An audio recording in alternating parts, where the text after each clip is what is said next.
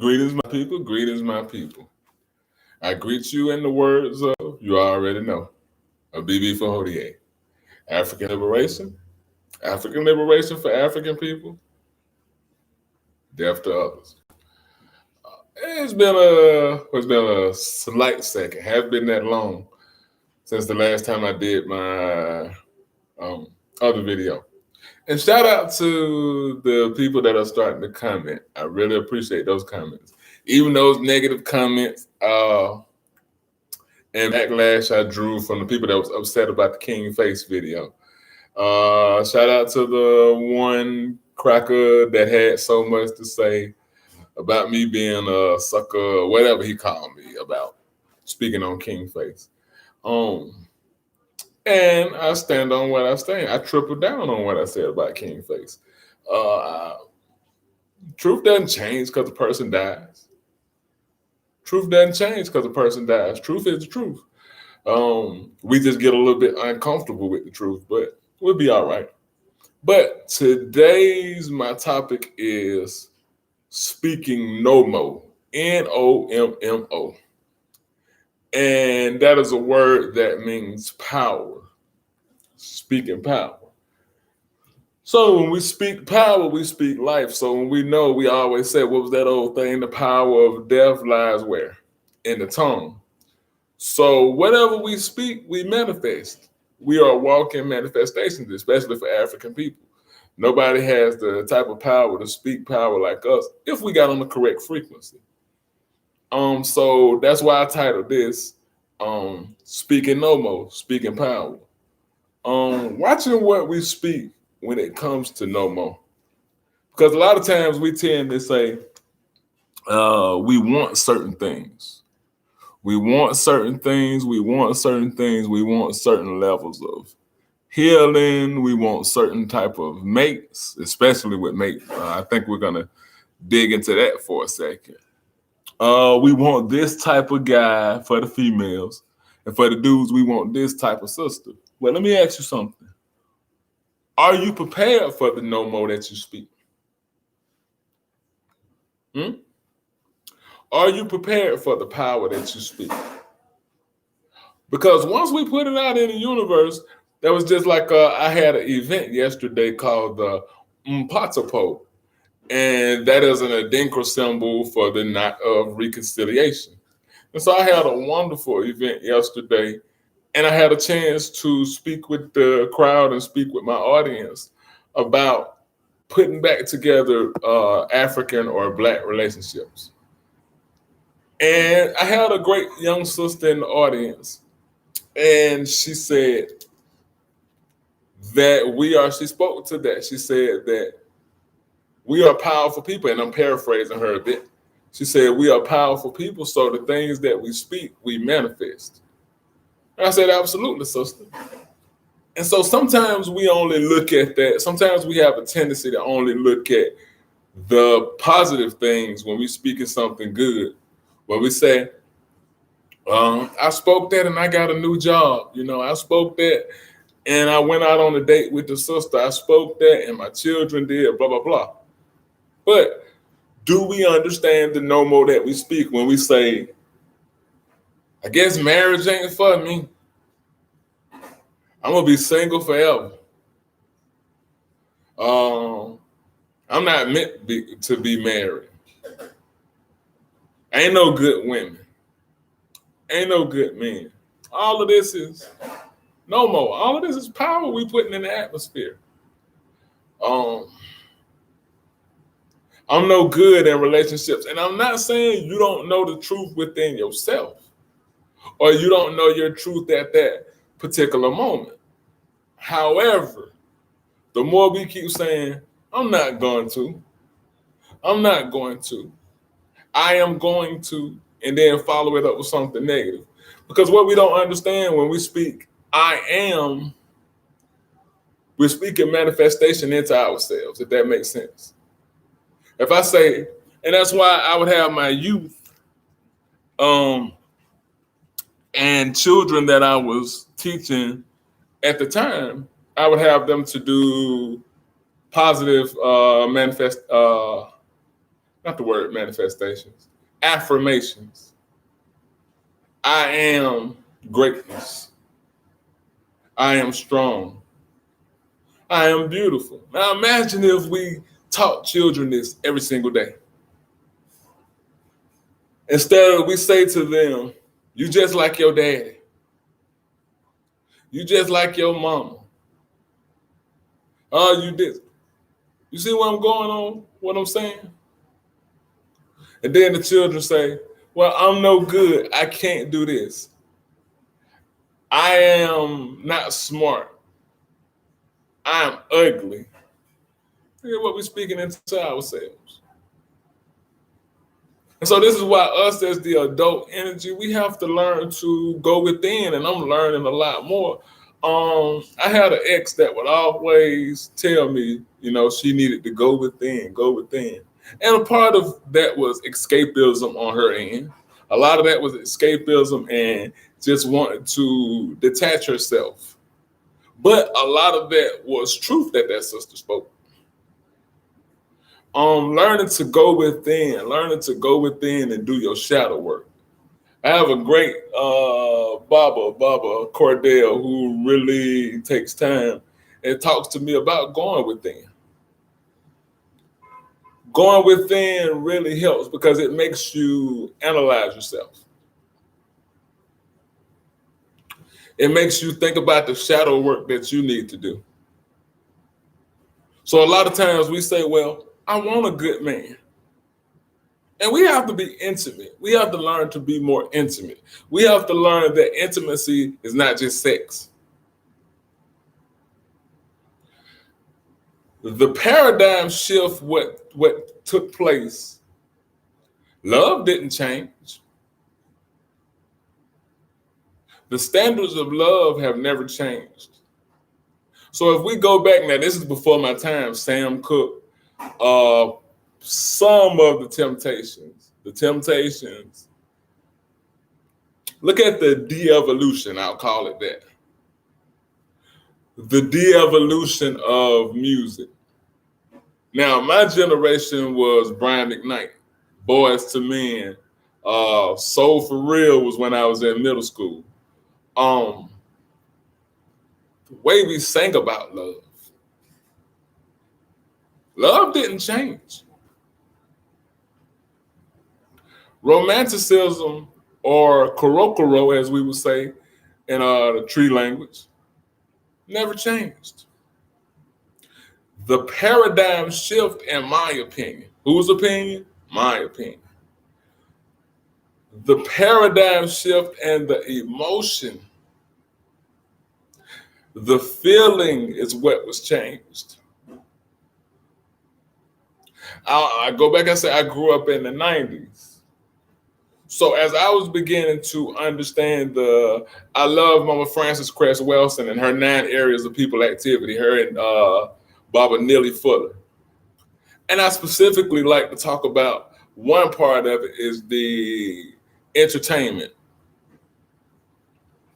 So when we understand, one thing that kills me is when we start to talk about the influence. This is a powerful word. If anybody have read The Blueprint for Black Power by Amos Wilson, and he talks about the typologies of power. And one of those typologies that he talks about is influence. So when we love to say, it's not Cardi B's fault or Meg Thee Stallion's fault of how our young girls are behaving, you have to place the blame on the parents. That's kind of topsy-turvy. The waters get muddy. Because through influence, I was influenced by Tupac Shakur. I know this. Before I ever was able to understand who Malcolm X, who Huey Newton was, who Bobby Hutton was, who Bobby Seale was, who any of the powerful Black Power people were, Tupac was the first Black man that I'd ever heard speak in that type of fashion. And so he had heavy influence on me to be what you hear today. Sometimes we try to downplay. We say, well, you can't. And think about it. Think about who influenced you. Think about what songs influence you. What type of songs do you listen to when you want to get crunk? Are you listening to gospel? Or are you going to listen to something that fits that emotion that you're feeling? See, we don't understand how music influences our emotions and our feelings. So when you want to listen to something that gets you crunk, who do you listen to? Who influenced you to think the way you think? Be honest with yourself. Who influenced you to think the way you think? Who was a part for if you are, let's say somebody is a chef, where did you get that influence? If somebody's a mechanic, where did you get that influence? For people that are, we'll say we're third generation gang members, does influence not play? You see what I'm saying? So we're still talking about Nommo and the type of power that we speak. But we must also know with power comes influence. So the de-evolution of music to where we went from songs like I'll make love to you like you want me to. Water runs dry, bended knee. It went from being cool to express how much that female meant to you. It went from being cool.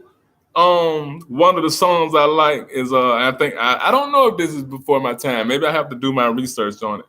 But there was a song, I think it's I remember the Jones Girls or the Jones Sisters, and it was Do You Get Enough, Get Enough, Get Enough, Get Enough Love? I wanna know. I love Denise Williams when she sings Free. And I just got to be me. The way they sing to men. We don't understand the de-evolution of that to now listen at how we sing to each other in the music now. So in this influence, we understand how we are being influenced to say, I don't feel nothing. Look at some of the memes on social media. Everybody, especially us black people, because I only talk to my people. Everybody is so unbothered. Everybody's so unfazed. Nobody cares. Nobody feels anything. It ain't nothing to cut people off. All this, back to this power we're speaking. I'm petty. I'll cut you off over this. Like a sister said on the panel yesterday with me, she said, we too easy to give up.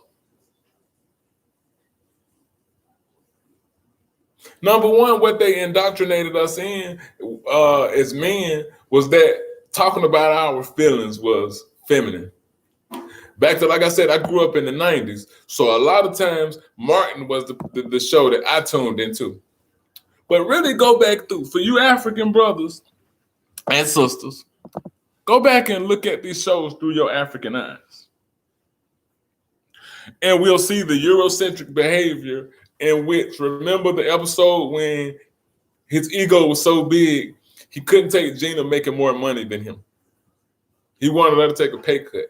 He felt less than a man. Remember the episode when she wanted to get married? Look at how they shaped our mind to look at marriage like a ball and chain. Like you're going to the gas chamber. Now shift it over. Let me show you how this is Eurocentric thought. Now, how did Al Bundy, for Married with Children, how did he feel about his wife? Think about that. Didn't he feel like in order to have sex with Peg, he'd rather go to the dentist with no Novocaine? See, we on somebody else's frequency of how we feel we should be dealing with our women. How we think we should be dealing with our men, how we think we should be dealing with our children. We on somebody else's frequency. So now women are, y'all are beautiful, my sisters. There's no woman on this planet that can compare to y'all.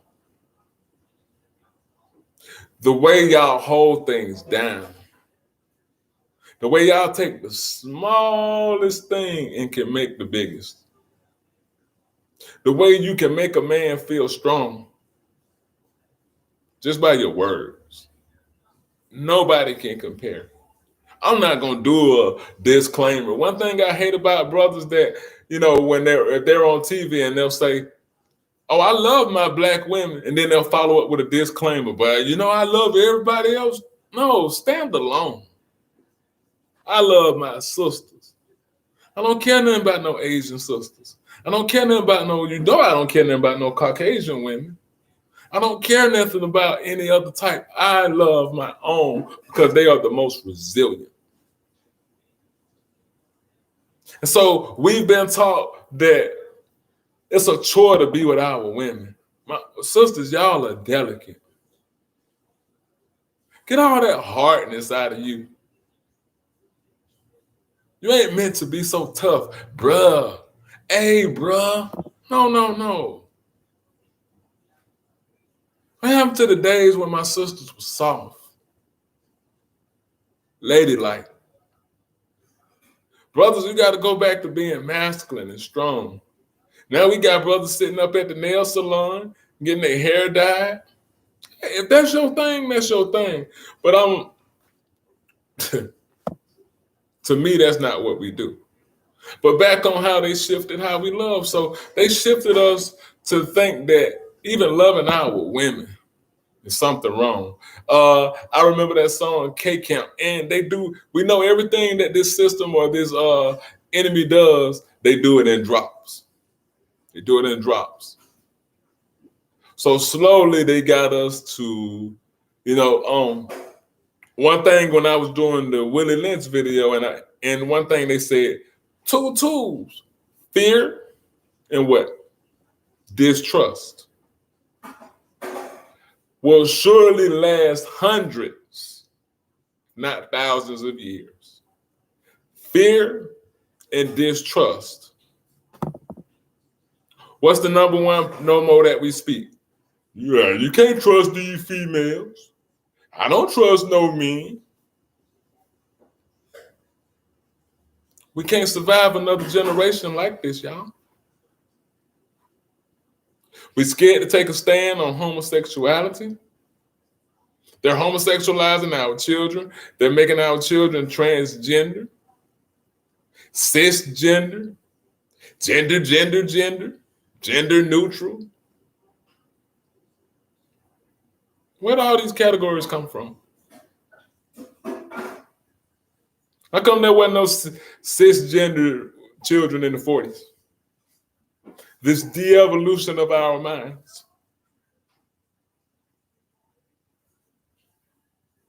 We can't survive another way loving on us the way we do. Loving from a Eurocentric standpoint. We treat our jobs better than we treat our relationships.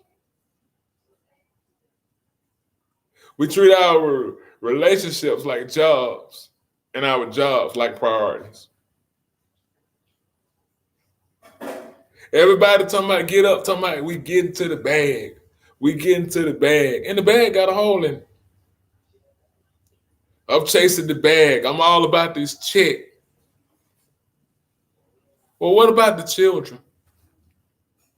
I'm all about the generations. What about the children? What about how our children see the way we love? What kind of relationship did you see growing up? Think about it. What type of relationships, what type of marriages did you see? Now, there's a big difference between happy relationships and putting up with people. I saw a lot of putting up with each other, people that was together. You might still know people that was together 15 years, 17 years, 20 years. But it's putting up. You have to constantly work. Every day ain't gonna be good in a relationship. There's gonna be always some female that look better, some man that look better, some situation that look better. But if we're putting that shadow work into ourselves, and we're putting that work into our relationships, you continue to build your unit to where it becomes strong. You have to remind yourself of why you love your woman every single day. So you have to remind yourself when we speak in this Nommo, we have to remind yourself of how how much you love your dude every day. It takes work. Somehow we became sexist, this patriarchal, male-dominated mindset for brothers, this feminist mindset. I don't need no man. Well, surely that's the end of life, sister. I don't need no man. Ain't nothing my little bullet can't do. Your little bullet can't help you produce life. See how we've thrown each other away for a toy? Who hurt you? How did you heal? For us that subscribe to African consciousness, Moorish consciousness, whatever, did you get that Eurocentric consciousness out of you? Or did you just read a couple of books by Amos Wilson or that scary dude with the bucket on his head with all the hat from under his hat from the Moors? Yes, with all disrespect intended. Did you just become that? Or was there a way that you transferred over? And to me, when we're talking to Moors, we're always still going to be talking Eurocentric thinking because it's rooted in Arabism or Islam, and it's just another form of religion. We love to beat up on the Christians, but we skip past Judaism and Islam because we switched plantations and we thought we got something better.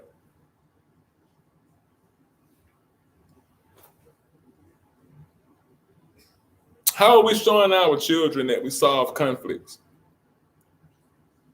How do we show children that we work through conflicts?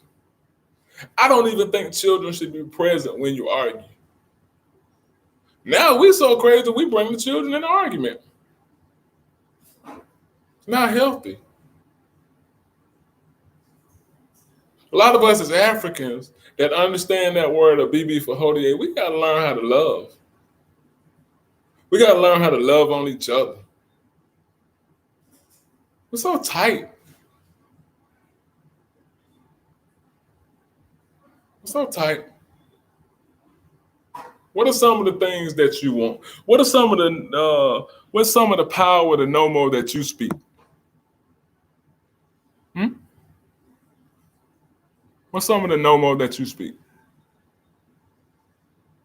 But like I said, be careful when we speak it. If you asking for that man or you asking for that woman, be careful when they show up. Don't blow it. Don't blow it because you're still holding on to some mess that you haven't been ready to get rid of. And then when you manifest what you keep manifesting, now you're mad at the whole species of women and men. You want to cast all this and say, females ain't this, men ain't this. I'm tired of seeing that and hearing that. You gotta do better. So I just wanted to come out and drop a couple of jewels. Like I said, like this video, share this video. You have permission to share this video. If it made you think or provoke any kind of thought in you, comment. I need the comments. Like I said, even the negative. Shout out to the negative cracker that got mad. So, like I greet you, I leave you in the words of BB for Hodier. Peace.